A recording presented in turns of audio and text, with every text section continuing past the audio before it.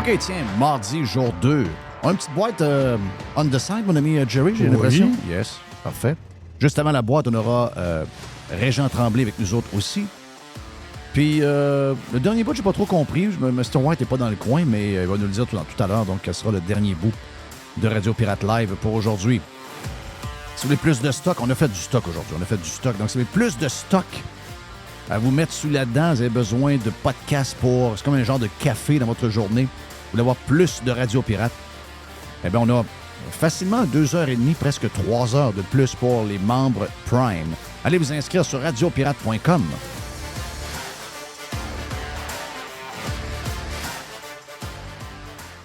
On a comme sujet le fun aujourd'hui. Le fun dans le sens que ça nous amène des exemples de ce qu'on a parlé cette semaine, mon ami Jerry. On a parlé, et Mr. White, bien sûr. Mais Mr. White, c'est parce que des fois, je ne sais pas quels écouteurs qu'il y a. Oui. Le sujet que j'ai aujourd'hui, ou en fait, c'est des sujets, mais ils sont tous interreliés. Quelque chose qu'on va se servir dans le futur parce que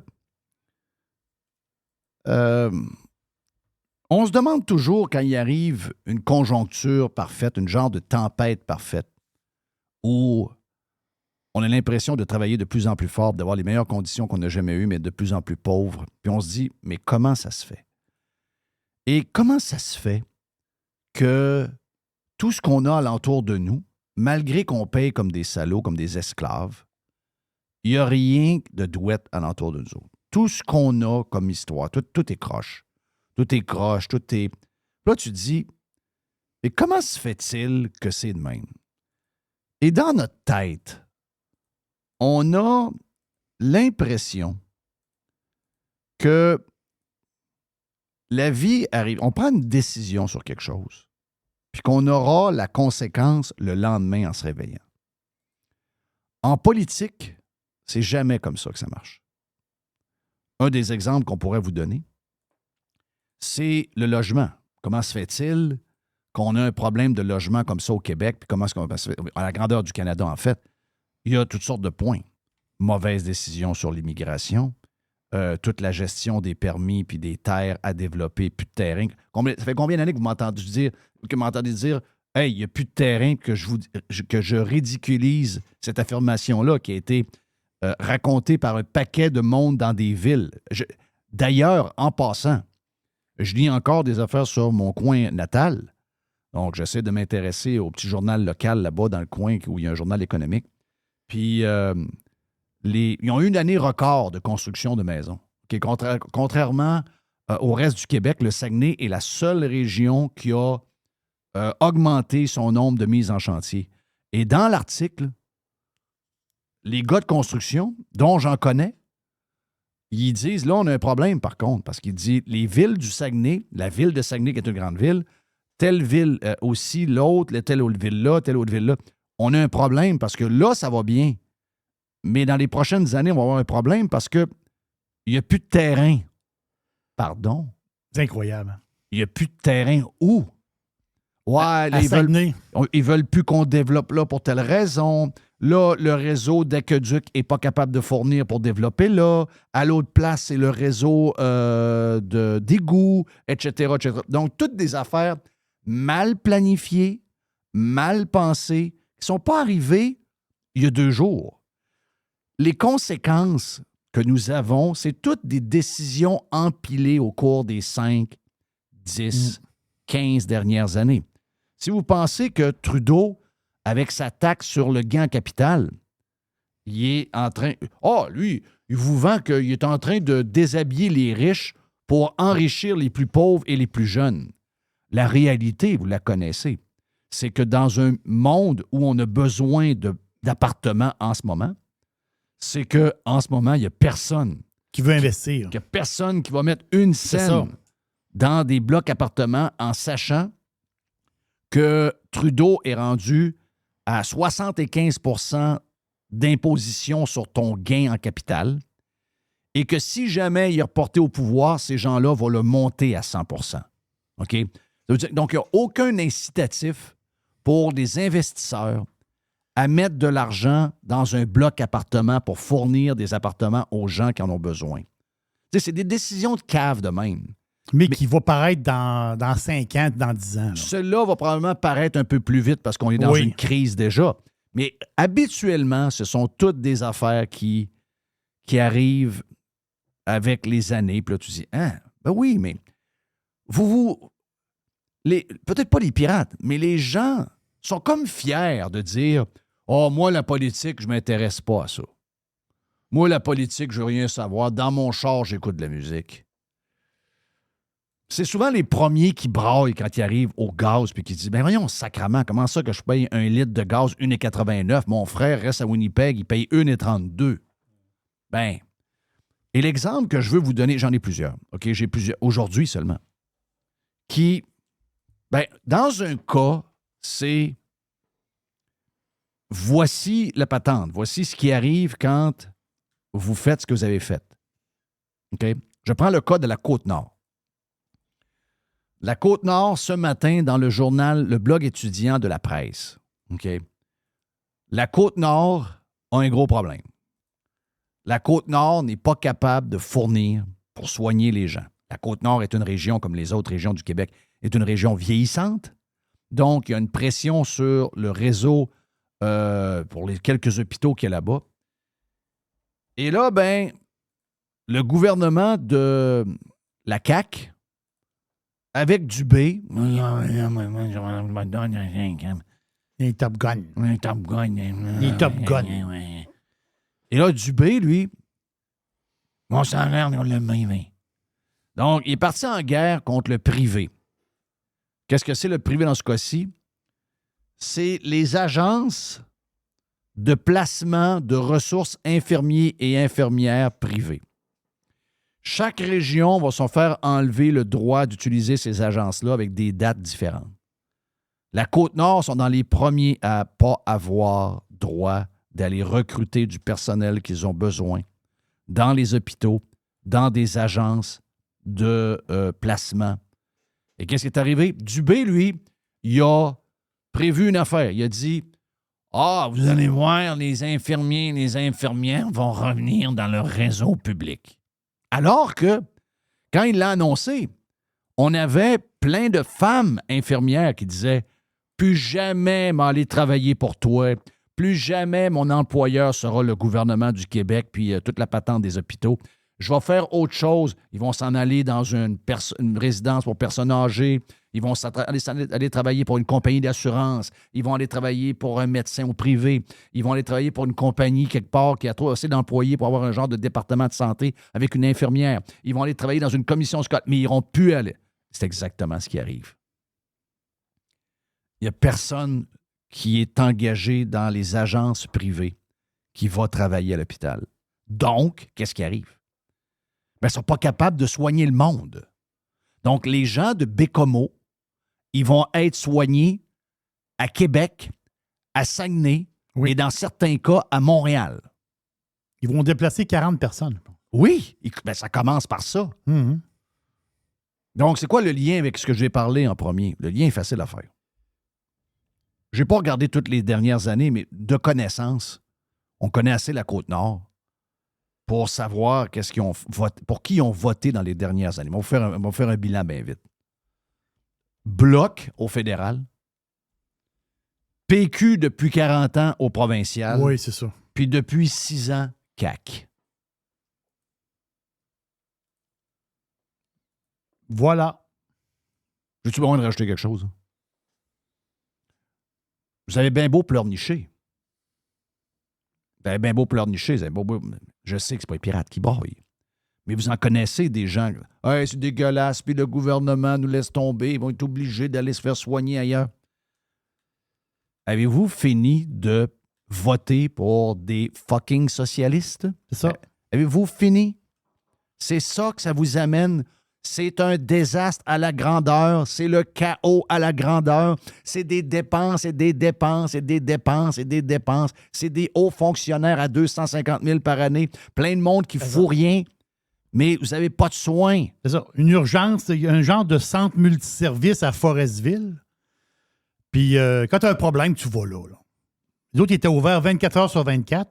Là, ils vont être ouverts de 8 heures à 4 heures. Voilà. Mais il semblerait que le problème au Québec, c'est les gens qui essayent de vous réveiller sur le socialisme et sur les politiciens qui n'ont pas de courage, puis qui sont souvent une gang d'incompétents. Puis, c'est ça, pas du monde ben brave. Il faut prendre les bonnes décisions pour améliorer le sort de tout le monde. Ah, c'est plus les fatigants. Pourquoi eux autres sont contre ci, sont contre... Ben oui. Ça, c'est être anti-québécois. Là, qui est anti-québécois en ce moment? Ceux qui essaient de vous réveiller il y a 10 ans, 15 ans, 20 ans, 25 ans, puis qui vous disaient un peu comme pendant la COVID, « Hey, réveillez-vous, vous êtes en train de vous faire avoir, pas à peu près. » là. Bien là, on a encore des conseils. La COVID, on a eu raison en dedans de 2 ans. Là, sur ce qui se passe, ça a pris 15 ans, 20 ans avant que ça arrive. Mais vous ne pouvez pas dire qu'il n'y a pas du monde qui a essayé de vous le dire. OK? Vous avez continué de voter pour des socialistes à la limite des communistes. Bien, c'est ça que ça donne. C'est ça que ça donne. J'ai un autre exemple. Ça, c'est un exemple. C'est drôle parce que c'est un mélange. C'est un exemple qui est dur à...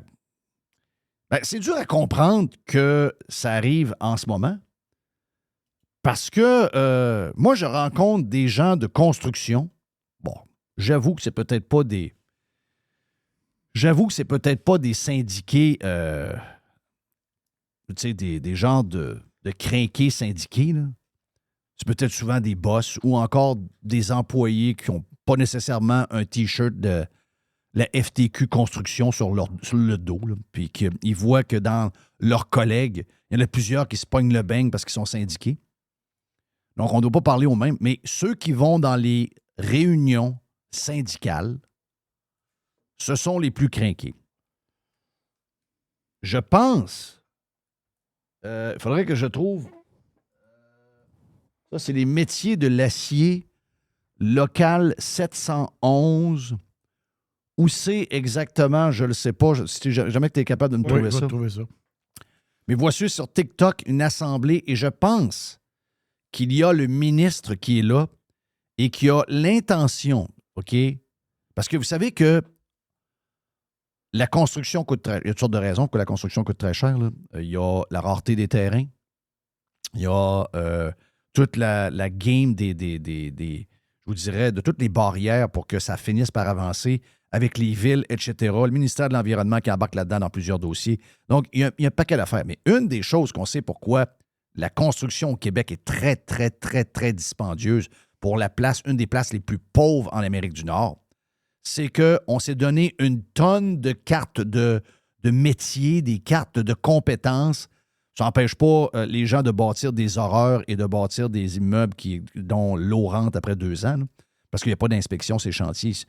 C'est basé sur des cartes de compétences. Et les cartes de compétences, puis avec toutes les négociations directes avec le gouvernement, la construction au Québec, la vraie histoire, c'est que la construction au Québec, elle est nationalisée, là. Il y a bien beau avoir plusieurs compagnies de construction, les employés ont tous la même convention. Un employé de construction, je le fais dire, il y avait des pirates qui étaient à sa construction chez Dixie. Et les gars m'ont dit, écoute, c'est sûr que lui était dans l'entreprise privée avant, donc il sait un peu des deux côtés, il peut le voir. Il dit, tu sais, moi, quand j'arrive chez un client, là, il dit, je coûte 90$ de l'heure plus taxes. Puis il dit, moi, je travaille pas pire parce que j'aime ce que je fais. Mais je peux dire que mes collègues alentour d'eux autres, ça prend une demi-heure avant de partir. Ça finit une demi-heure avant, ça niaise un peu, ça jase, ça check le téléphone. Donc, lui, il estime que le client et le boss se font voler par jour par la majorité des employés à peu près 2 heures de travail par jour. C'est ce qu'il m'a dit, là. Et ça, c'est pas la première fois que je l'entends. J'ai un ami qui avait des hommes à sa job, faisait une job chez nous. Il disait, je suis pas là, je m'en fais faire des commissions, je me fais voler, là. Les gars vont parler, ils vont checker le téléphone. Ça travaille à moitié. Il faut que je sois là. Parce qu'il faut que même de temps en temps, il faut que je les brasse parce qu'ils sont en train de raconter leur soirée de la veille. Puis ils mangent mon temps, là. Ils mangent mon profit. Ou encore, je vais arriver avec une facture de plus pour toi. Ça, tout le monde connaît ça, là. Tout le monde sait que ça existe, là. OK? Puis, rajoutez à ça que contrairement à ailleurs dans le monde, bien, ailleurs dans le monde, là, Si vous demandez pourquoi au Texas, les maisons sont à 350 000, la maison à 5 000, à 3 000 pieds carrés, ben c'est parce que, ça développe du terrain. Ah, il y a des bœufs, on tasse des bœufs. On s'en va le mettre ailleurs. Bon, OK, on bâtit des rues là, on met des maisons. Après ça, il arrive des Mexicains pour bâtir la maison. Y a-tu quelqu'un qui a... Y a-tu un syndicat? Il n'y a pas de syndicat. Il y a quelqu'un qui l'a engagé. Quand il est bon, il est bon. Quand il n'est pas bon, le sac dehors. Il y a des inspecteurs qui arrivent à tous les 2 jours pour checker ce qu'ils font. Puis si jamais il y a des erreurs, puis il dit « Oh, comment ça que l'inspecteur m'a dit de faire ce job-là? Là? Qui a fait ce job-là? C'est Antonio là-bas. Antonio, prends ton lunch, les affaires des Chris. » C'est bien que ça marche.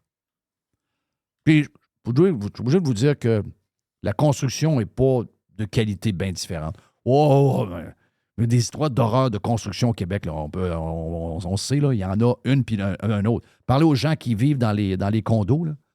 Il n'y a pas un condo qui ne coule pas. Il n'y a pas un condo qui n'a pas une histoire d'infiltration d'eau quelque part. Donc, on n'est pas les kings des kings. Mais pourtant, on paye des prix que personne ne paye ailleurs. On est supposé d'être comme protégé de ça. Et il y a l'histoire des métiers. Au-delà de ça, au-delà de la nationalisation et des prix de fou qu'on paye pour des... Il y a les corps de métier. Pour changer une porte dans une place... C'est compliqué, cette histoire-là. Mettons, à la ville ou dans un hôpital, ça prend 8 gars, là.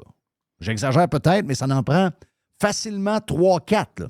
Alors que dans une autre province canadienne, la porte peut être changée, plastrée, peinturée par une seule personne. Donc, au lieu de coûter 1 000 $, le changement de porte, ça coûte 2 500 chez nous. Je vous mets des chiffres pour vous montrer comment ça se passe. Mais les gars que tu parlais, là, c'est sûr que c'est les métiers de l'acier, le local 711, là. C'est... ça, eux autres, autrement dit, c'est des gars qui travaillent sur l'armature, de la construction, les coffrages. Donc, il y a plusieurs métiers là-dedans. Là. Oui. Bien, là, le ministre veut diminuer le nombre de métiers. Il veut qu'on soit comme en Ontario. On passerait de, je pense que c'est, mettons qu'il y en a 8 ici, on passerait à 3. OK. Je donne un chiffre aussi comme ça, là. Mais voici la réaction des syndiqués au changement. Et c'est des gars, attends un peu, là. Il y a des gars là-dedans qui ont à s'acheter une maison, là. Et c'est des gars qui vont dire « Hey, comment ça? Je vais te montrer un petit bungalow, 990 pieds carrés avec une petite terrasse en avant, une porte de côté, puis une porte en avant, un peu d'aluminium ici, puis un peu de bois. Et... Comment ça que ça va me coûter 385 000 de bâtir? » T'as les soudeurs là-dedans. Il n'y a pas longtemps, ça a coûté 120 000, une maison de même. Ils savent, là. Ils savent. Tu le disais, Jerry? T'as les soudeurs, les ferblantiers. Tu sais, les ferblantiers, là, tous les conduits, là, les conduits en métal. Là. C'est eux autres.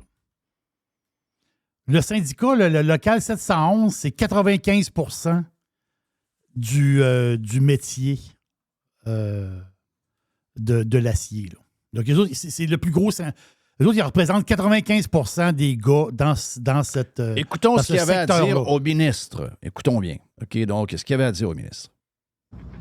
Monsieur le ministre, je sais qu'aujourd'hui, vous avez déposé votre projet de loi 51. Je vais juste vous dire qu'on est présentement dans une salle où il y a des membres qui aimeraient bien vous témoigner s'ils sont satisfaits ou pas du projet de loi. Êtes-vous satisfait du projet de loi 51?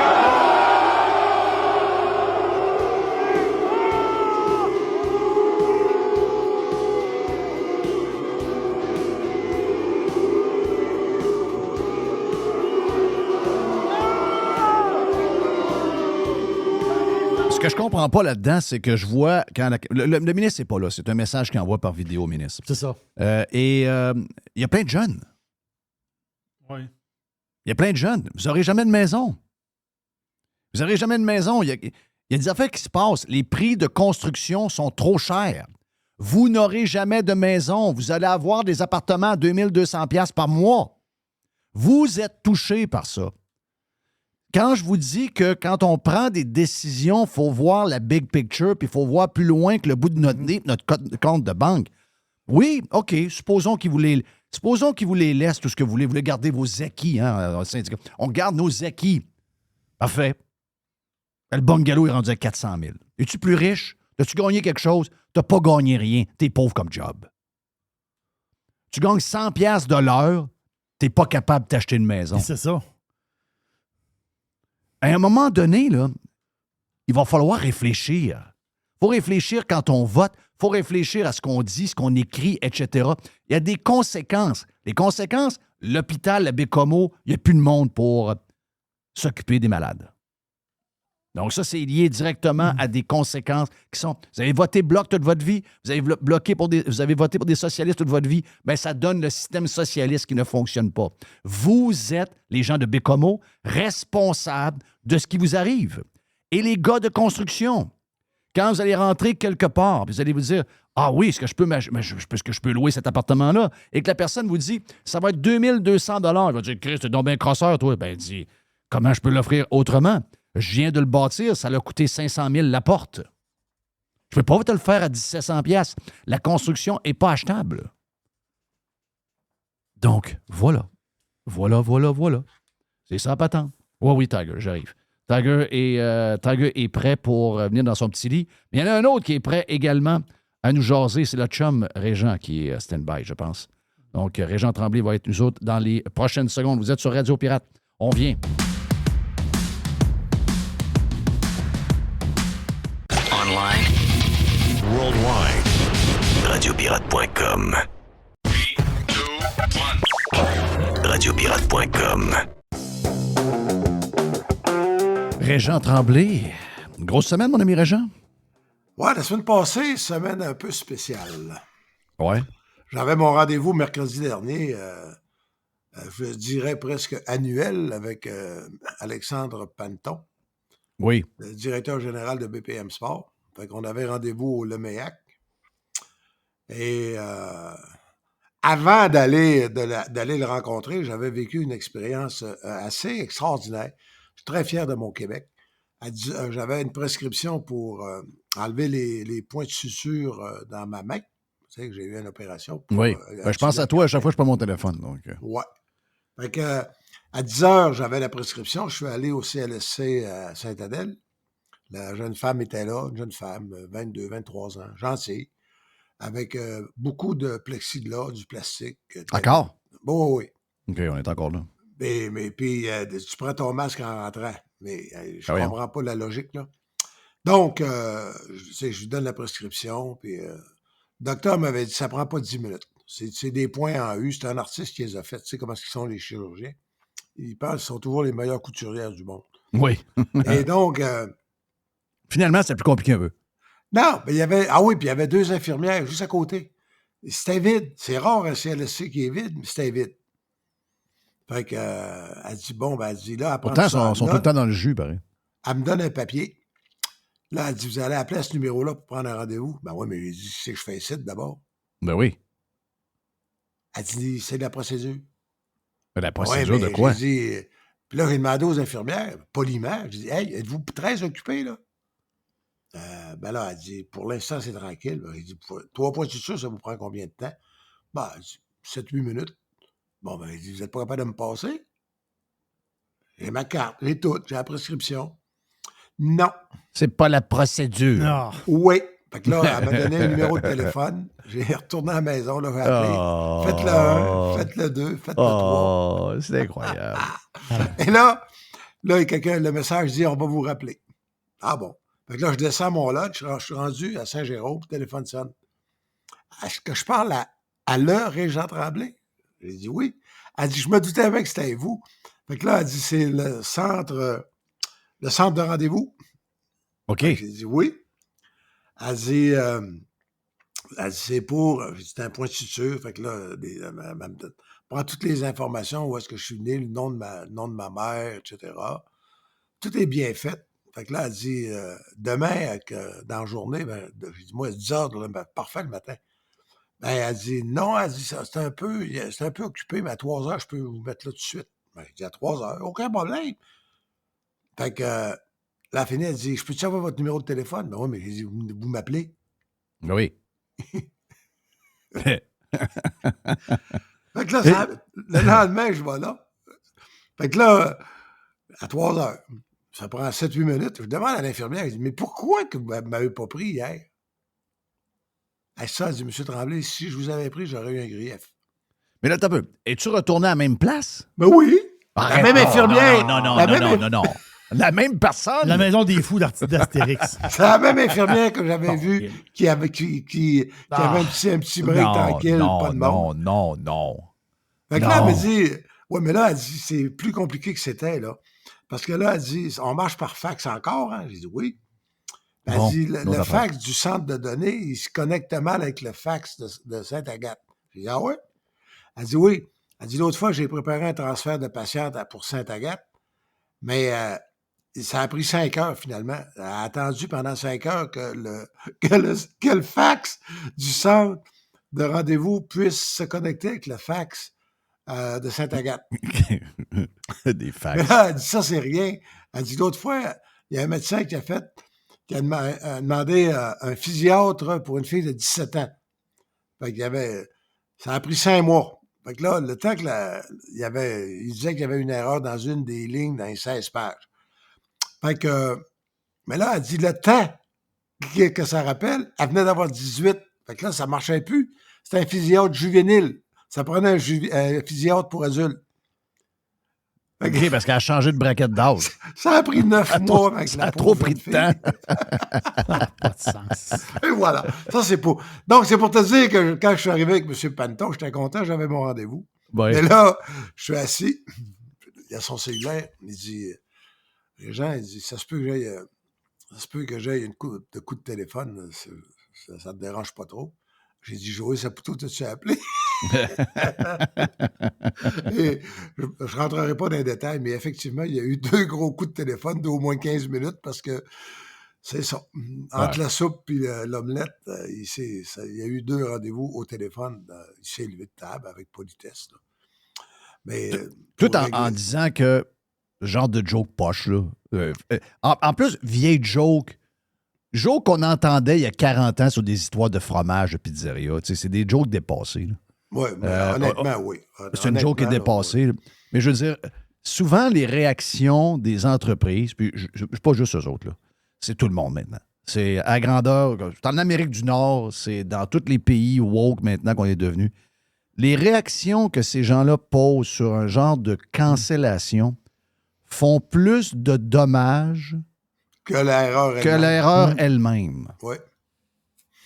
Tu sais, À un Oui. moment donné, il faut voir qu'il y a poigne, celle-là. Là. Tu sais, je veux Mais dire, la famille Saputo, depuis le reportage en 2019 à Radio-Canada qui établissait qu'eux autres, ils disaient qu'il y avait des soupçons de lien avec la mafia. avec la mafia dans la fondation de Saputo, on va dire, ils entendent pas rire. Ils entendent pas rire. Mais c'est normal, c'est un conglomérat immense.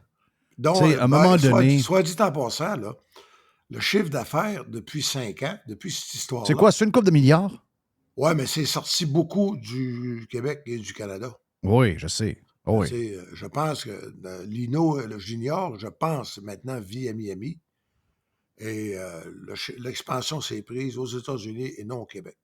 Oui, mais là, maintenant, on consomme des produits aux États-Unis qui sont des produits Saputo énormes. Il y a beaucoup de produits, les autres sont vraiment dominants là-dedans. Ah, dominant. Dominant, entre autres, le fromage, encore une fois, le fromage à Pids, etc. Ils sont en train de prendre énormément de place. C'est un peu... c'est des préjugés. Écoute bien, Régent, il y avait une gang à Charles-Gravel, on avait une gang d'Italiens quand on était plus jeunes, puis c'est comme un running gag. On a toujours fait ça, mais finalement, c'est juste parce qu'il y avait des films à TV. Il y avait des films à TV. T'es jamais fait traiter de bleuet là, quand t'es sorti du Saguenay? Ben oui, je me fais traiter Non. de bleu encore aujourd'hui. Ben oui, c'est des affaires qui sont... Mais au-delà de ça, Mais c'est ça ça qui est passe plate, plus. c'est qu'on n'a jamais... un peu comme d'autres compagnies québécoises, là, tu sais, mettons, les couche-tard de ce monde. Couche-tard vendent du pétrole, donc il ne faut pas trop le dire. Dollarama, ils vendent des cochonneries de la Chine, il ne faut pas trop le dire. On n'est jamais fiers de nos grands leaders et de nos grandes entreprises. Le vice-président de Dollarama, soit dit en passant, puis de Rossi, là, Oui. c'est Michael Ross. Michael Ross, c'était le fils de je ne sais plus de son prénom, M. Ross, qui était, si tu regardes l'ancien compte 1, Gérald Ross, Oui, et coproducteur avec Claude Héroux. oui. Puis Michael Ross, c'était le responsable des finances, communication, Claude Héroux. Michael Ross, à un moment donné, quand j'ai voulu fonder ma compagnie de production, je l'ai embauché pendant 1 an. Ouais. comme pour tu sais, vice-président finance, etc. Ben, c'est le même Michael qui a été vice-président finance à CTV pour les Pouliot, je pense. Oui. Qui, aujourd'hui, Adrien. il est vice-président, mais big de chez Dollarama. Puis, fait que les En gars, passant, les quand gens qui j'arrive ont de- bâti, les gens Quand qui ont j'arrive là, bâti ça fait 4 mois que je suis parti, là, j'ai hâte d'aller au Dollarama. ben, tu sais, Et j'ai des actions de Dollarama, je veux le saluer, merci beaucoup. bon, ben, Gérald Ross, je veux dire, Michael Ross, là, comment je te dirais ça? Donc, c'est un de ceux qui a contribué. C'est un Québécois, fils de Québécois, qui. Pourquoi que. Puis à un moment donné, si t'es capable d'avoir des bouteilles de Diet Pepsi de 24 onces à 1$, puis si ton budget est serré, va au Dollarama et achète-les là. Pas Je vais au compliqué, ça. Dollarama 4 fois par semaine. Bon. Donc, Pourquoi je payerais le Diet Pepsi le double ailleurs? non, mais c'est parce qu'il y a des belles histoires. Moi, à un moment donné, je me rappelle, j'étais allé au Grand Prix plusieurs années, j'allais au Grand Prix avec des gangs de chums. Puis il y a un de mes chums qui dit Hey, on va tenter le restaurant. Lui, il faisait affaire avec une division de Saputo. Puis il y a un Saputo qui est venu, qui était jeune, je ne me rappelle pas de son nom. Super fin, il est fournisseur dans le domaine des graphismes, puis paquet d'affaires. Tu sais, c'était des gars qui avaient 3-4 business. Puis, tu sais, puis là, il nous racontait un peu comment ça fonctionnait, puis comment, tu sais, toute leur vie. Tu sais, je me suis dit, sacrément, c'est bien beau l'histoire du fromage, là. Mais y a-tu quelqu'un qui peut me vendre le succès de Saputo à un moment donné? Ça n'a jamais arrivé. Ça n'a jamais arrivé. Puis on ne fait pas juste ça avec Saputo, on fait ça la minute que c'est quelqu'un, soit un juif qui a une entreprise, soit, tu sais, MTY, excusez-moi, là, MTY, je sais, c'est peut-être des Asiatiques derrière ça, donc c'est pas nécessairement des Québécois pur laine, mais c'est des gens de Montréal, là. Ben, on n'entend pas parler comme on devrait, c'est des succès extraordinaires. C'est des succès incroyables. Ce matin, dans le Journal de Québec, là, André Bélanger, béton provincial, il vient d'acheter la grosse cimenterie de Joliette qui appartenait à une multinationale irlandaise. Mais André Bélanger, ça vient de Matane. C'est le fils de Walter Bélanger. Béton provincial, c'est énorme, là. Tu sais, c'est énorme. Oui. Mais c'est un moyen beau succès québécois, ça. Ben oui.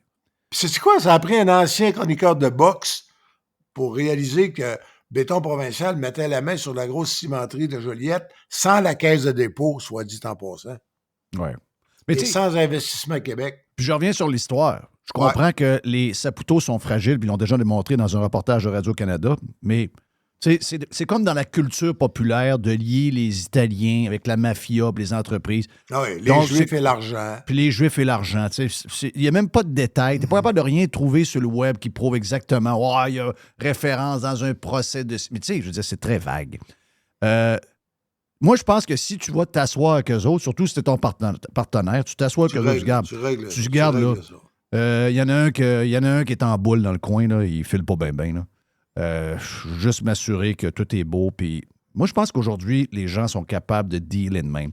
L'histoire de toute la cancellation, puis de. Tu sais, il est quasiment devenu une victime d'avoir fait une mauvaise joke. Je trouve que c'est.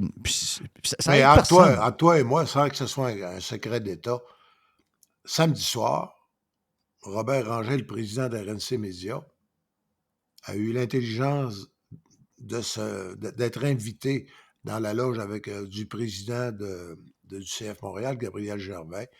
La famille Saputo était là aussi. Ça serait... Tu sais comment ça marche? Oui. Ça se règle au haut niveau. Oui.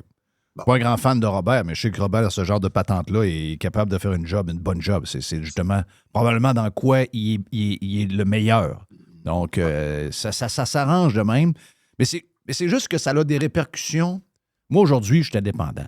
Mais j'ai quand même des comptes à rendre. J'ai des commanditaires, il y a un paquet d'affaires qui peuvent arriver. On a toujours des comptes à rendre. On a toujours des comptes à rendre. C'est juste que pour les artisans dans ces médias-là, quand il arrive ce genre de situation-là, c'est que ça resserre. C'est une forme de censure puis d'autodiscipline qui vient tellement serrer que les gens sont plus. L'autocensure, c'est la plus pernicieuse de toutes. C'est l'autocensure de l'Union soviétique. Oui. L'autocensure de la Chine. L'autocensure de Cuba. Mais maintenant, on fait de l'autocensure woke. Oui. Et on le fait. Je vais te donner un exemple.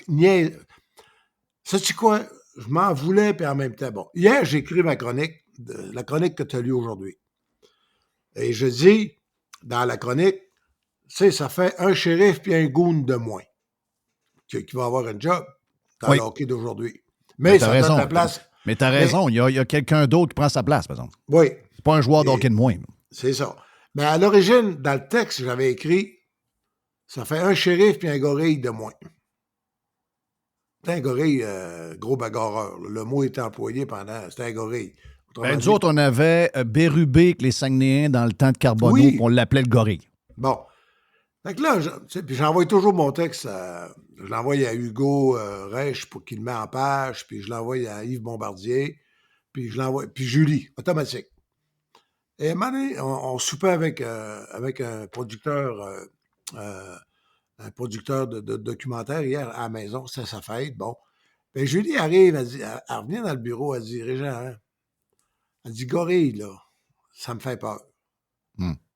Fait que, tu sais, j'ai dit, comment ça te fait peur? Ah oui, mais là, elle dit, tu sais comment ça marche, là? Aujourd'hui, le signe de gorille, il est fait au soccer en Europe beaucoup. Ça crée des problèmes avec les joueurs africains. Puis, tu sais, ça peut être perçu. Ben, j'ai dit, voyons, j'ai dit, Julie, ça fait 50 ans qu'on parlait pas d'un goon, on parlait pas l'anglais. On appelait ça un gorille. Ben, c'est vrai. C'est quoi? Mais c'était vrai que c'était ça, mais c'était avant que les joueurs noirs arrivent au hockey. Ah, c'est ça. Ouais. Fait que je me suis dit, qu'est-ce que je fais? Est-ce que je me censure ou bien par prudence ou... Finalement, j'ai appelé Hugo. J'ai dit, Hugo, j'ai dit, remplace donc gorille par goon. J'ai mis le mot anglais. Tu sais quoi, ça change rien au texte. Ça change rien au texte,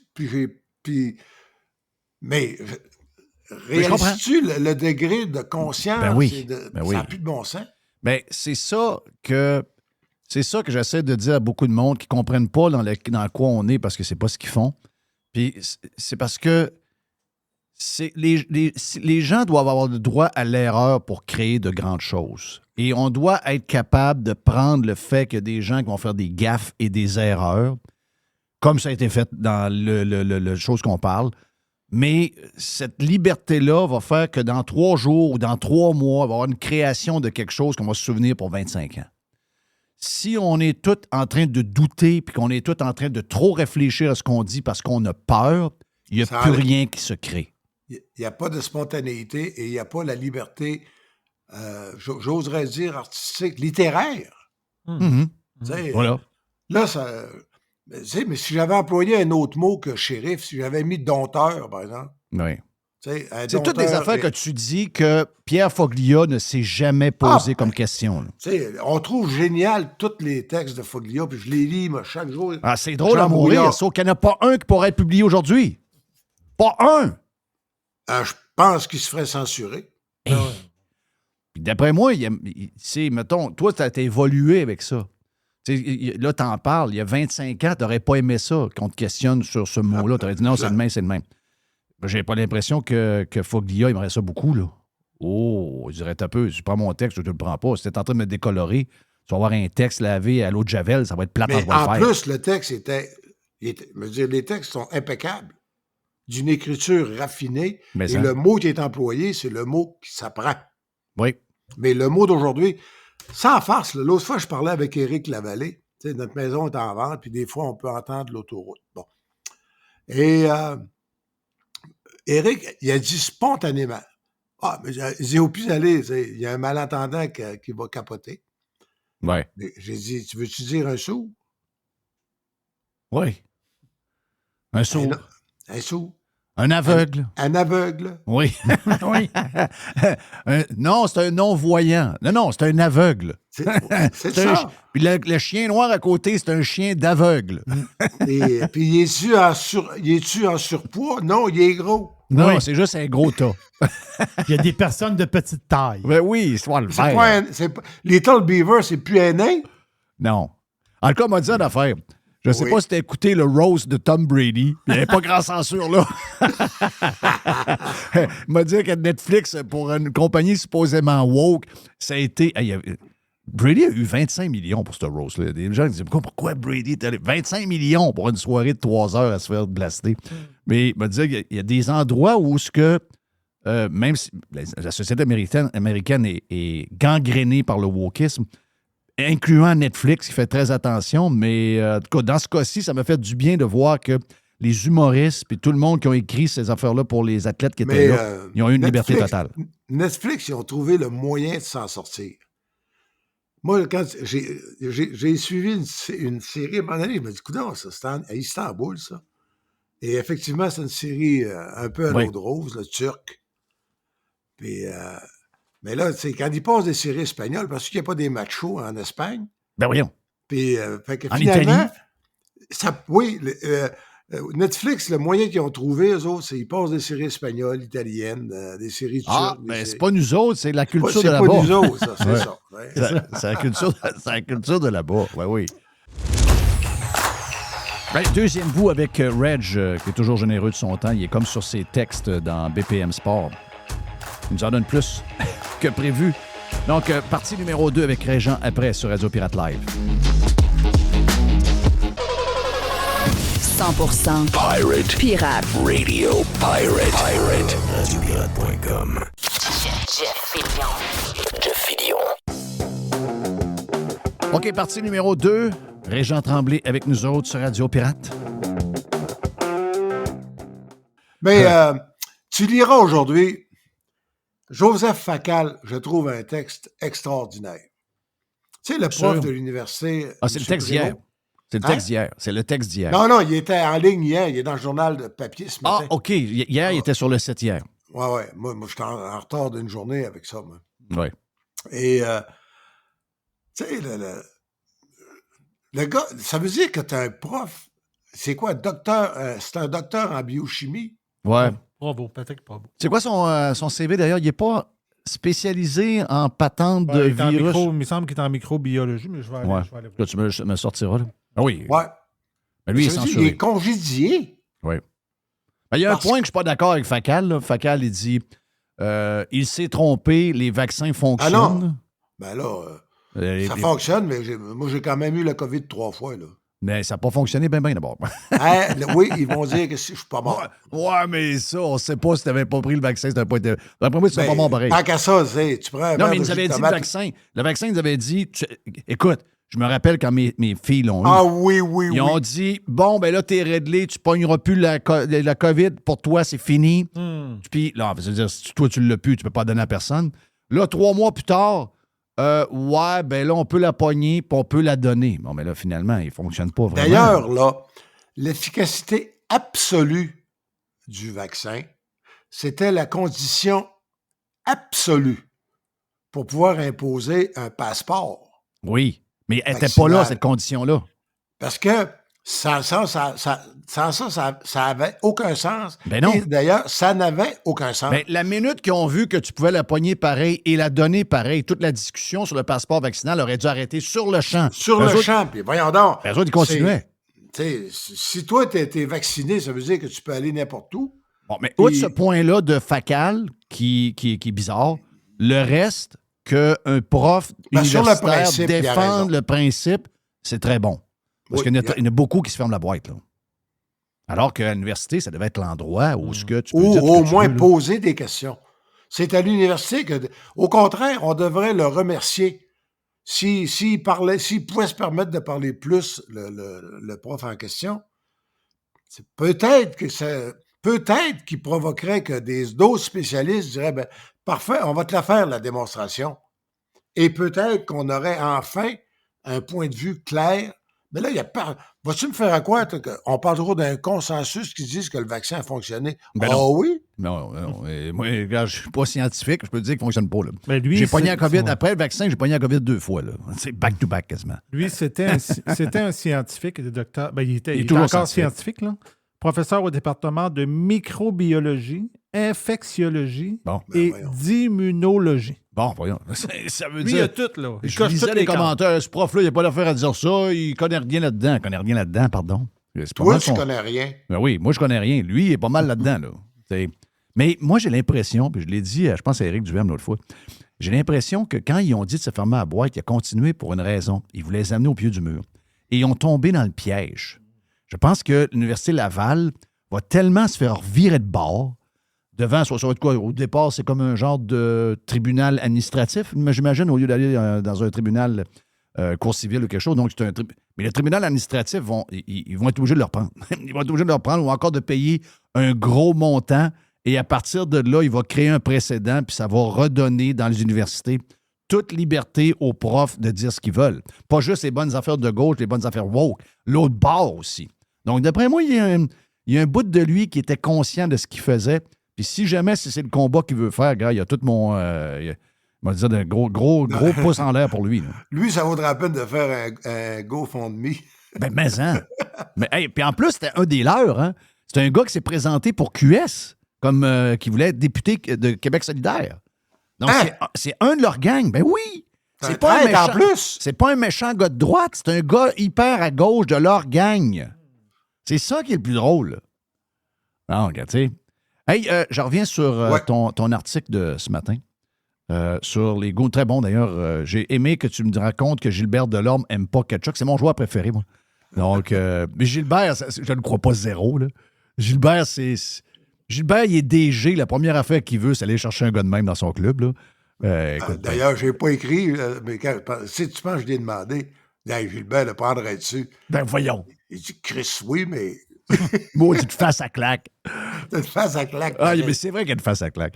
Mais tu as parlé un peu plus loin de René Tremblay, avec qui que tu connais, avec qui j'ai travaillé plusieurs années, qui est décédé un peu rapidement, avec 60, c'est jeune. Puis, comment tu vis ça quand tu vois d'abord des gens plus jeunes que toi qui s'en vont, des amis proches?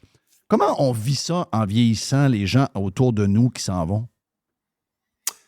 Ben, tu sais, regarde, il y a quelqu'un qui m'a envoyé, un monsieur du Saguenay, un article qui avait été publié dans le Progrès Dimanche ou dans le Blueberry Power. Tu sais, photo de Penneau, de Bertrand Raymond puis de moi.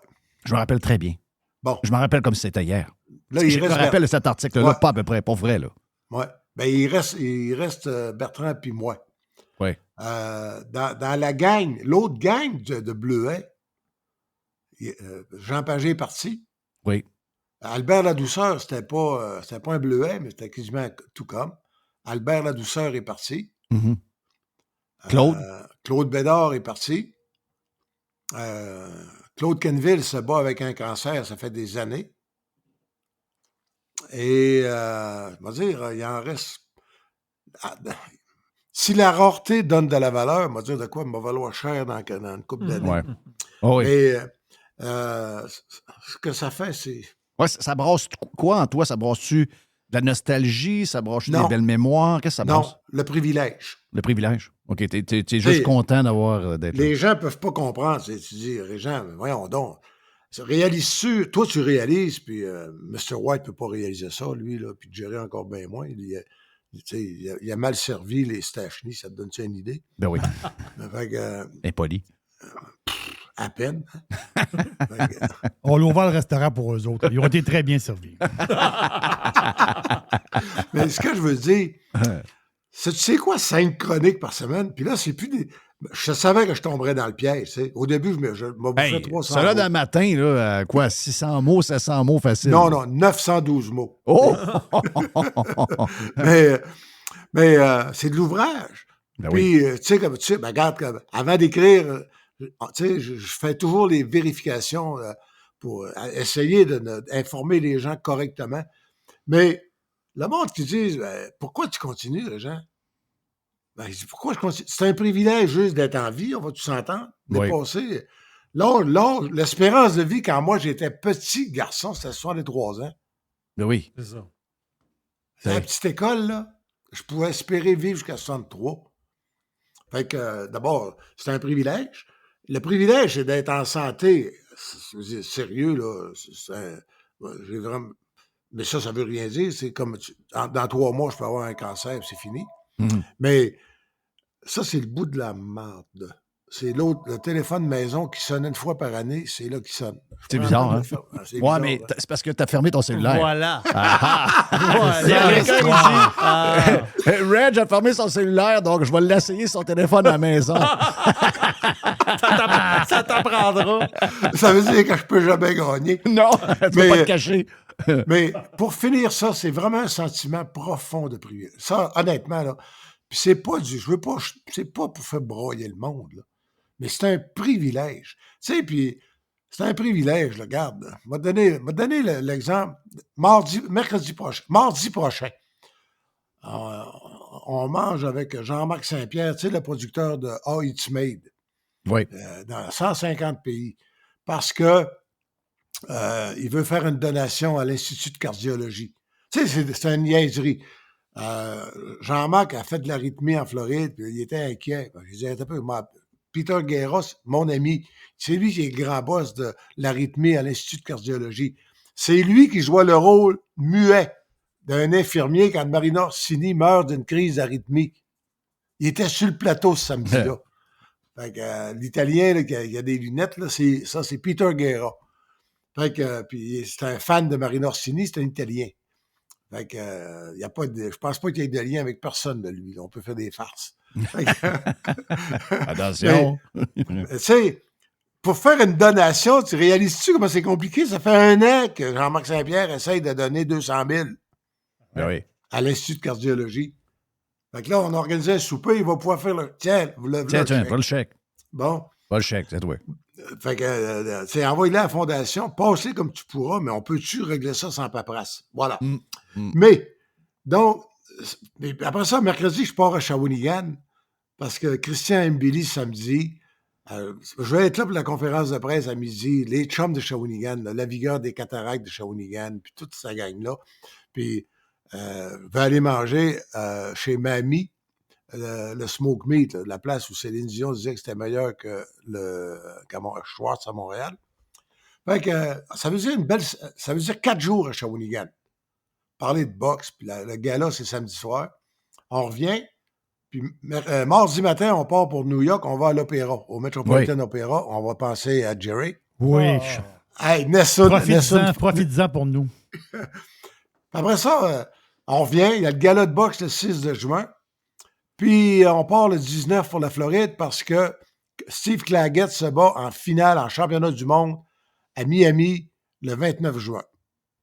Fait que, trouves-tu que c'est un privilège? Ben, tu trouves-tu non, que... c'est un beau tour. Bon, On appelle ça un beau tour. Très beau tour. Ça fait... Donc, mais quand je vois les gars qui partent, je me dis, Jean Pagé, il a été heureux, Jean Pagé. Il a eu ses problèmes dans la vie.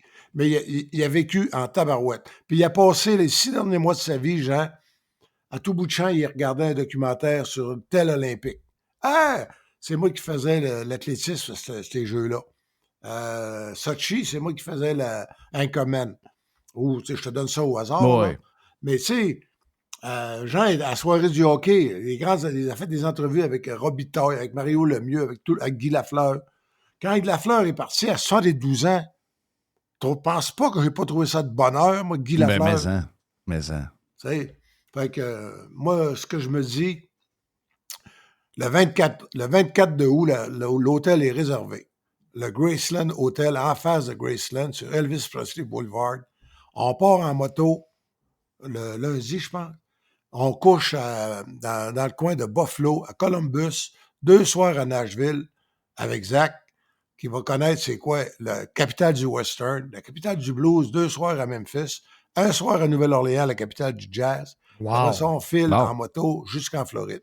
En tout cas, Puis on revient parce qu'il y a un gala de boxe le 5 septembre. Hein? Ouais, tu vis tout ce que tu as à vivre. Ben, T'en fais pas pire. Je sais pas quand Mais c'est la même chose pour... On parlait dans ton texte, tu parles de René Tremblay, qui était le patron de CFX après Roger Laurando, dans les années... fin des années 80. Puis c'est un peu ce que j'ai aux gens. Aussi. Ben oui. Il m'avait négocié, lui, pour 0. Oui, c'était bon, ça. Il dit, j'ai un jeune animateur, je pense que tu connais son père. Puis il n'y a pas une scène. Donc, qu'est-ce que t'en penses? On te donnait 0. J'ai dit, René, ma mère va pouvoir me faire savoir où est-ce que je suis sur la planète. Puis quand Régent va descendre, on va aller manger chez Georges. Oui, 2 fois. Mais René, c'en est un. Les gens qui me parlaient hier, j'ai dit, en tout cas, j'ai dit une chose est sûre, c'est que René, malgré aussi qu'il y a eu des bouts de tough avec, mais comme n'importe qui, ses enfants, lui-même, il y avait des petites affaires, mais on peut pas dire qu'il n'a pas eu une belle vie et qu'il l'a pas vécu à 200 000 à l'heure. Donc, dans ce temps-là, au moins, tu arrives au bout, tu te dis, je regrette rien. Probablement qu'il ne regrette rien. Je ne suis pas en dedans de lui, là, mais il ne regrette rien. Puis Donc, il était... ça m'a permis... C'est lui que j'appelais quand je voulais avoir des nouvelles, parce que je n'arrivais pas à rejoindre des fois Stéphane Ouellette. J'appelais René, moi. Ouais, René était pendant plusieurs années, était son beau-père. C'était son beau-père, et c'est le grand-père. Et le grand-père. De l'enfant. Exact, de l'enfant entre les deux. Je sais pas, Mais je pense que René était bon pour... J'ai parlé à René une couple de fois, puis René il disait, quand Steph est dans une drôle de passe, je m'en occupe. Il était bon. Il était bon là-dedans. C'était un bon raconteur. C'était quelqu'un qui avait un très excuse-moi, il en a géré des moineaux, lui. Ben oui. Il a dû gérer Denis Lévesque à un moment donné aussi. Oui. À Chicoutimi, probablement. Oui, probablement. Ah oui. C'était à l'époque où ça brasserait pas mal. Puis dans ton article, tu salues d'une certaine manière aussi, parce qu'on ne sait pas trop ce qui arrive avec Louis Champagne. Dans le Gros Loup, qu'on a fait un podcast ensemble, rappelle-toi, il y a quoi? L'année passée. L'année passée, à ce temps-ci de l'année, même période, on avait fait un podcast avec Louis. Tu étais intervenu, tu étais rentré dans le podcast. Oh. Donc, on ne sait pas ce que l'avenir nous réserve. Et moi, je trouvais ça bizarre, parce que Louis m'écrit quasiment une fois par jour. Louis fait de la radio sur mon texto. Donc, quand il y a des affaires à dire, il écoute les nouvelles, puis il commente les nouvelles sur mon texto. Il m'envoie 1 ou 2 textos par jour. Et là, ça faisait 2 semaines que je n'avais pas de nouvelles. Je me dis, voyons donc, qu'est-ce qui se passe? J'ai écrit. J'ai dit, Louis, qu'est-ce qui se passe? T'es où? Et là, ça prend 2-3 heures à répondre. C'est sa blonde. C'est sa blonde qui répond. Puis elle dit, Jeff, Louis est à l'hôpital, il a fait un ACV, il se bat en ce moment. Là, il dit, physiquement, il est correct. Mais elle dit, il n'a pas retrouvé sa mémoire, il parle pas, puis il n'entend pas. J'ai dit, ouais. Donc, on avait séduit un lunch le 8 de juin. J'ai un genre de quelque chose au Saguenay le 8 de juin, puis j'avais vraiment hâte de manger avec Louis. Là. Ça me fait chier, parce qu'on dirait que, tu sais, je sais pas, on dirait que c'est unfinished business. Hein. Donc, j'espère qu'ils vont venir. Je viens d'avoir un message que l'économiseur de batterie est activé. Oh! Ça... Si ça coupe, fâchez-vous pas. Fâchez-nous pas. C'est pas parce que j'ai fait un infarctus. Puis en passant, pour finir sur Louis, lui aussi, c'est un autre qu'on peut pas dire. Moi, je suis surpris qu'il ait fait toute la run, parce que moi, je l'ai regardé jeune. Hey, tabarouette! Hein? Y a-tu brossé, lui? Si poire. Lui, il s'est croisé souvent, lui, dans l'entrée de ses KRS. Dans le sens que il rentrait à la station à 5 heures, puis il s'était couché à 5 heures moins 5. Exact. Moi, j'ai vu des soirs à 9h30, 10h, là, bâton d'une place, puis là, j'ai Louis, tu rentres un matin, là. Il disait... Parce qu'à un moment donné, je suis venu comme le genre de boss à Louis, ça, c'était bizarre. J'étais à CJAB, CKRS, au moment où on avait déménagé CKRS. On était en partenaire Radio Mutuelle à ce moment-là. Puis là, je voyais Louis des fois, je savais j'arrivais, Louis était là, il était chaud. J'ai dit, Louis, si tu travailles demain matin, va te coucher! Là, j'ouvrais la radio à 6 heures pour voir s'il était là. Ben, il était là, je vais le faire. C'est incroyable, pareil. Hein? Hey, lui, il avait-tu réglé ça, la grève de Steinberg, t'en rappelles-tu? Oui. Ça, Jerry, c'est pas ça, lui. Puis Mr. White, c'est... Mettons que c'est comme si Danny Hull voulait régler une grève en allant arroser d'essence avec un magasin Steinberg, mettre le feu là-dedans. C'était tout un numéro, là. Hein? Louis, c'était tout un numéro, là. Vous rirez plus des syndiqués comme ça. Sacré le feu. Puis écoute, je veux pas le faire partir avant, parce que, comme j'ai dit à sa blonde, j'ai dit, Louis, c'est du chien dent, là. J'ai dit, il n'est pas tuable, OK? Donc, il serait déjà mort s'il avait à mourir. Donc, elle dit, du champagne non plus. J'ai dit, t'as raison. Je dis, regarde, il va passer à travers. Mais si jamais il arrive quelque chose, c'est ma première réflexion quand j'ai eu la nouvelle, j'ai pensé au Doc Mayou. J'ai pensé à... Je vais répéter encore. Puis André Arthur aussi. Quand il y en a un de même qui part, malheureusement, comparativement aux époques d'avant, ils ne sont pas remplacés. Ça revient c'est un peu... On boucle la boucle, finalement. C'est un peu ce qu'on disait sur tantôt. Sur le sujet tantôt. Oui. Ben, mais hein. Tu sais, jamais ça, je l'appelais au moins 2 fois par semaine. Ah oui, 2 fois par semaine. Ah, des fois, avant d'écrire, là, je disais telle affaire. C'est qui peut pousser un gars à faire ça? Et là, tu sais, son point de vue au niveau de l'inconscient. Il y avait toujours un twist que tu voyais pas. Ouais. Ouais. Ou pour des affaires personnelles. Je disais, calvaise, doc, telle affaire, je trouve que ça n'a pas de bon sens. Puis là, il disait, tu sais, je parlais avec. Tu sais, je l'ai eu comme psychanalyste pendant près de 3 ans et demi. C'est comme chum. C'est un autre rapport, ça. Mais comme Ouais. chum, c'est pas pareil. Ben non. En tout cas. Hey, on finira pas ça triste, hein? Ben non. Go Panthers, go! Hey, Christophe, hein? Moi, quand Julie se promène avec son chandail bleu, elle a le bleu poudre, là. En plus, t'as hâte d'aller faire de dos quand elle a son chandail des Panthers. Salut, Reg. Régent Tremblay sur BPM Sport, si vous voulez lire ses articles à tous les jours.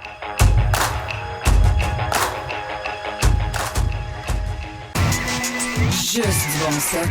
La radio pirate de Jeff Fillion. RadioPirate.com. Radio Pirate. Radio Pirate. Il y a une petite boîte. Il y a une petite boîte. Il y a une petite boîte.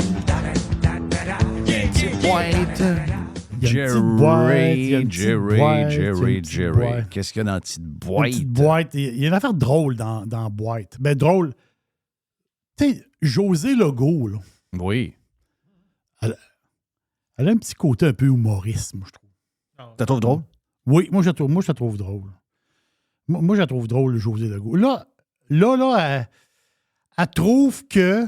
elle trouve que le service public, ceux qui travaillent dans les services publics, ben, ils ont perdu la notion de service.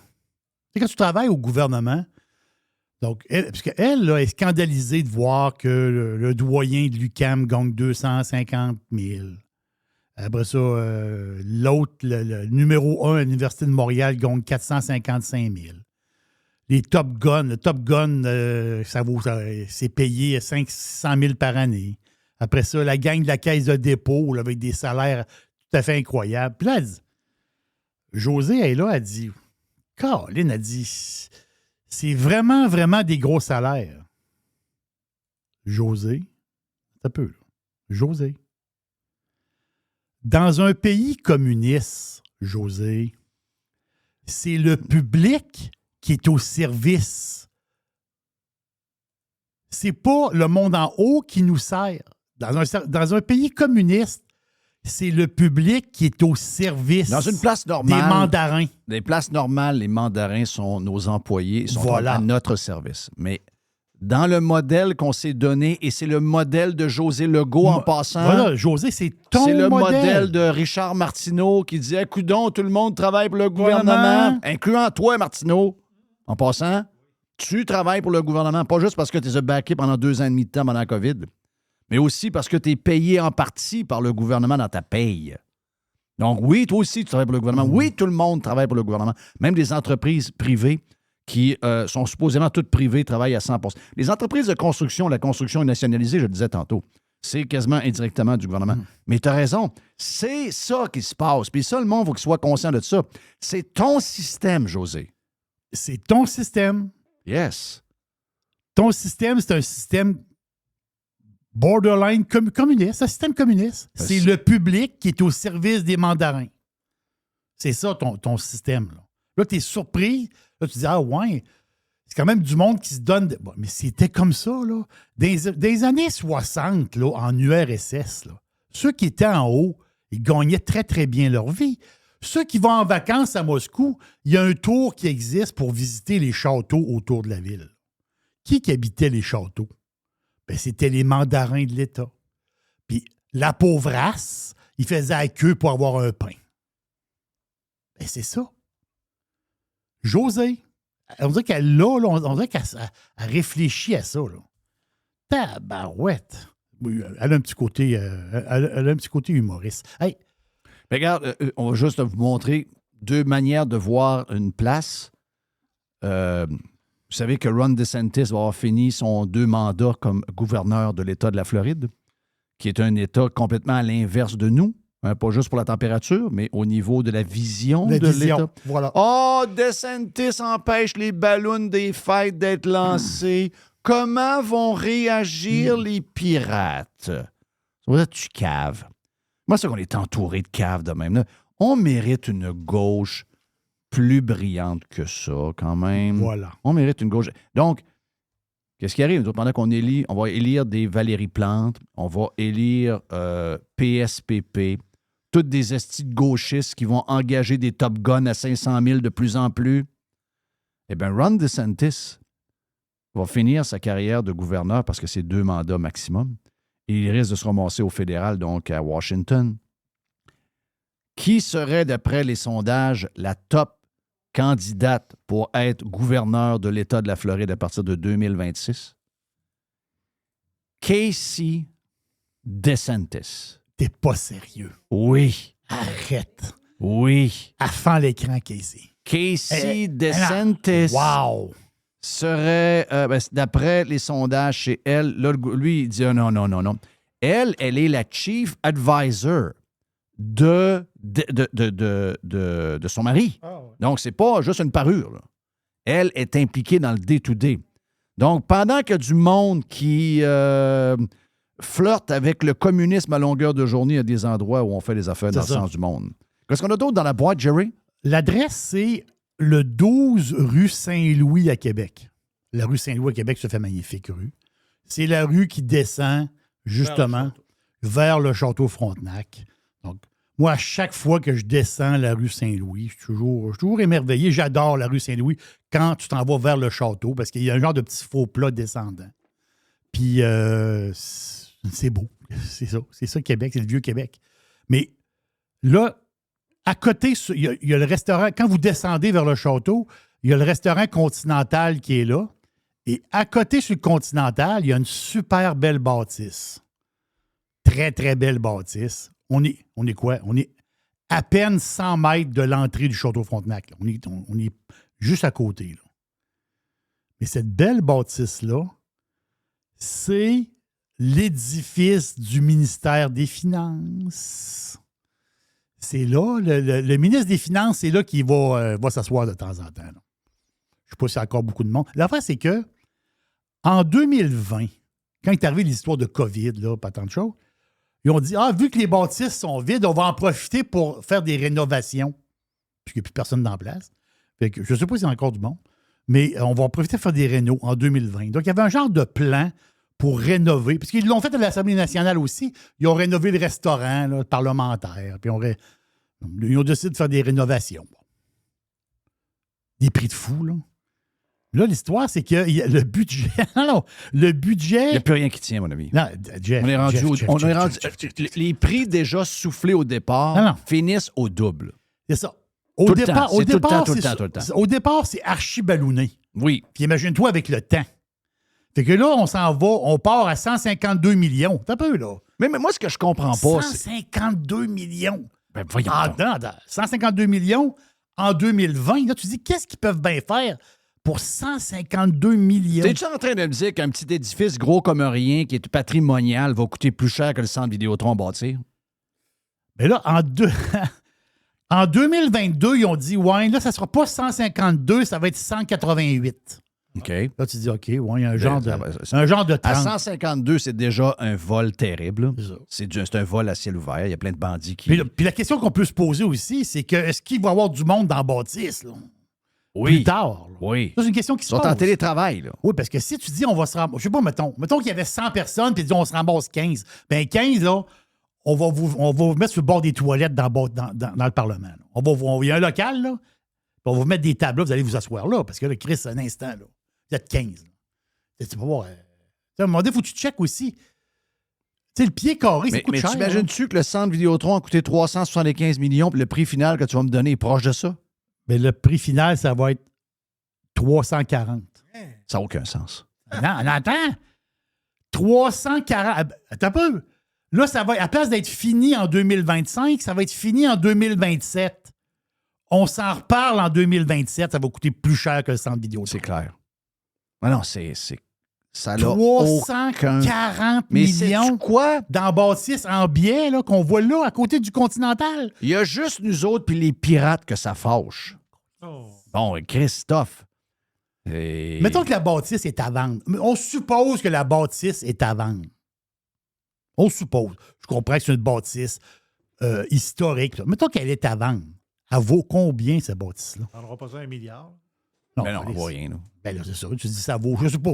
J'invente un prix. Mais les bâtisses, J'invente en ce un moment, prix. regarde, les bâtisses dans le monde en ce moment, depuis la COVID, les bâtisses qui ont été payées, écoute, des gratte-ciels à New York qui ont été payés 360 millions, le même prix que ça, là, il y a 7, 8, 9, 10 ans, sont vendus 1 million en ce moment.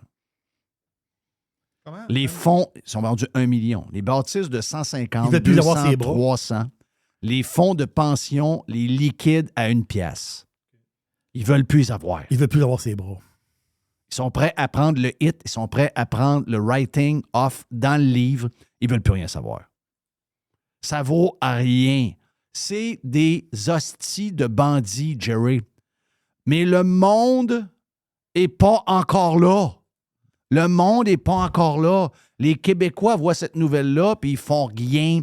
Ils réagissent pas. Ils peuvent le faire sur tous les projets parce qu'ils savent que les Québécois endurent. Mais mettons que la réalité, le vrai prix, là, c'est 35 millions. Mettre ça doit être. Oh, c'est ça. Bon. Mettons. Bon, le 300 millions de plus, il n'est pas d'une école. Il n'est pas dans une route. Non. Il n'est pas en train de refaire des salles d'opération d'un hôpital qui a l'air d'un hôpital des années 30. C'est ça. Il n'est pas nulle part. Parce que tu peux pas. Mettons que la bâtisse, elle vaut 30 millions. Mettons qu'elle vaut 30 millions. Et la bâtisse, elle vaut ça. Mais 50 millions. Regarde, on va être correct. Mais 5, tu disais, ça se peut pas. Non. Mais 50. Mais tu vas mettre 340 millions de rénaux dans une bâtisse de 50. Non, ça n'a aucun sens. Ça n'a aucun sens, ça. Ça n'a aucun sens. Des bandits. Je connais très bien la bâtisse, là, je passe devant souvent. Ça n'a aucun sens. Comme le pont. Le pont est bâti dans un endroit est-ce que c'est problématique au niveau du fond marin? Puis ça prend des poutres. C'est pas pareil. Ça, c'est un édifice patrimonial. Il est à côté du château. Laissez-nous patience. Arrêtez de nous faire les poches de même, maudite gang de bandits. Quoi d'autre dans bois, Jerry? Tu sais, ça a été très populaire. Là, ça l'est un peu moins. C'était très, très populaire, les fameux fonds ESG. Tu sais, on a entendu parler de ça. Tu sais, la cassette ESG. On allait à la caisse populaire. Puis là, il y avait une madame qui vendait des fonds mutuels. Elle disait, on a des fonds ESG. Je ne sais pas trop qu'est-ce que c'était, là, mais tu veux dire, il fallait que tu embarques dans des fonds ESG. Des fonds très gentils avec l'environnement. Donc, les compagnies qui font attention à l'environnement, la gouvernance, les fonds, autrement dit, le côté social des compagnies. Donc, les compagnies méchantes, là, pétrole, ou les compagnies pas fines, là.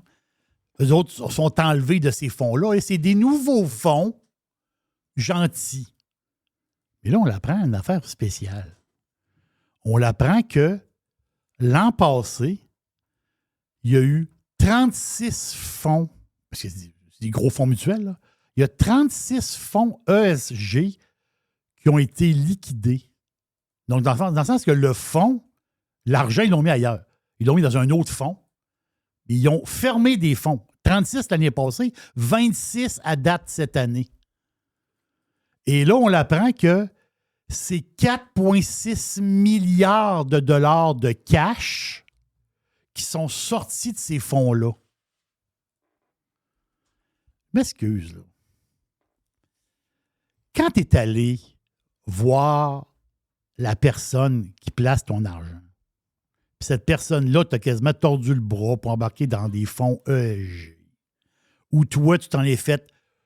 En fait, quand toi, tu as écouté Équiterre, là, puis eux autres ont dit, si vous voulez bien dormir le soir, investissez dans des fonds ESG. Tu as mis ton argent là, tu as dit, ouais, rendement moyen. Ben, tu payes pour. Puis pas juste ça. C'est monétaire. L'argent, là, moi j'adore l'argent. On va dire, hey, oui, on aime l'argent. L'argent, c'est pas fin, non.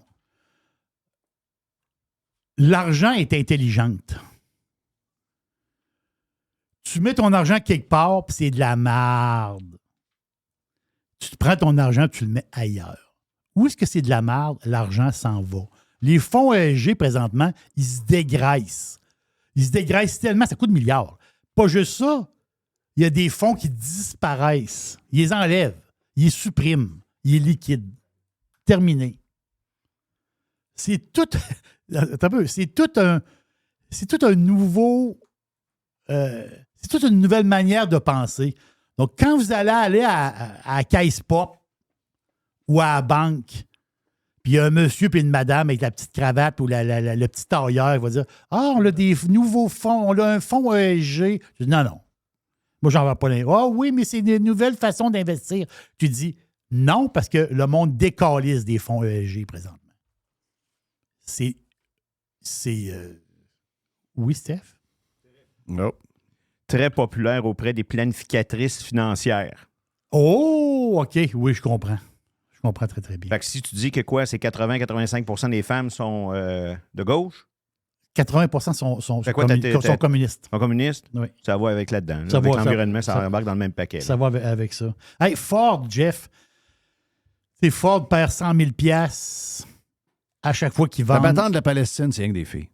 C'est juste des filles. Ben moi, je te dis, là, dans les bureaux, Marc Lemay, puis les femmes s'en vantent même.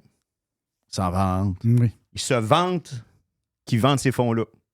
OK. Oui. Ils se vendent de ça, là. Tu lui diras Ouais. qu'en ce moment, le monde s'en va. Hein. D'ailleurs, ça te tente-tu d'être dans la GRC? J'ai peut-être une job pour vous autres. Ça vous tente-tu d'être dans la GRC? Ça prend juste un secondaire 5. Moi, je connais un gars qui est à la retraite de la GRC. OK.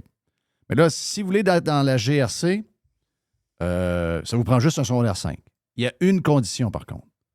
Il y a seulement une. Ah, ouais. Vous devez vous définir comme étant une femme. Ben non. Pas... Donc, les gars, Si tu vas à la job, tu fais une jupe. si tu vas... Ben, tu n'es pas obligé. Tu Ah, fais non. juste dire que T'es femme. Je suis femme. Ouais. Je suis une femme. Je suis femme. Je m'appelle Jérône. Oui, c'est ça. Jérine, tiens. Je suis Jérine. Je suis Jérine, la pizza woman. Donc, puis Stéphanie, la personne qui habituellement est dans le milieu hypothécaire, c'est Stéphanie, elle est là. Madame White. Stéphanie Badaboum. C'est son nom de famille. Des fois, se définit comme étant un animal en peluche et des fois en madame. Après ça, t'as Madame Miss White. Miss White. Voici Miss White. Hmm. Et t'as Tigresse à côté de moi. Donc, Tigresse. Ça va bien. Moi, la job, je la garderai, je ne veux pas l'avoir. Ah. Je ne veux pas l'avoir. Moi, je me définis comme gars. Hey, c'est écœurant, pareil.